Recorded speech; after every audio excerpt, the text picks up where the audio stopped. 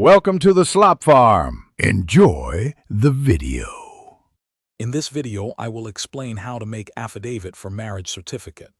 This document is a critical, sworn statement of facts used when your official marriage certificate is missing or simply cannot be obtained. It acts as a legal testament to your marital union, providing necessary proof for various official or administrative needs. Understanding its purpose is the first step, ensuring you know exactly why and how this document validates your marriage status. We will guide you through each part of its creation, making the process straightforward. Before drafting anything, gather all the necessary facts. This includes your full names, dates of birth, and current addresses, along with your spouse's identical details. It is vital to note the precise date your marriage occurred and the exact city and state where the ceremony took place. Additionally, you will need the full names and current addresses for at least 2 individuals who witnessed your marriage.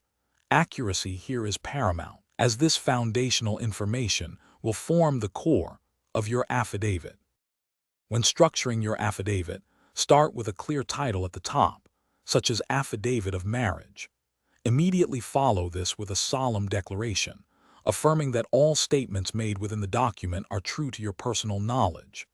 Clearly state the specific reason you are filing this affidavit, explaining why the original marriage certificate is unavailable. Systematically list all the previously gathered factual information about your marriage, including dates, places, and witness details, ensuring every point is precise and easily understood by anyone reading it.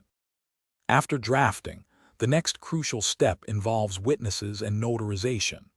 Your chosen witnesses must sign the affidavit directly in front of a notary public, testifying to their presence at your marriage ceremony. You, as the affiant, must also sign the document in the notary's presence, swearing to the truth of your statements. The notary public will then complete the process by officially sealing and signing the affidavit, verifying that all signatures are authentic and were made under oath.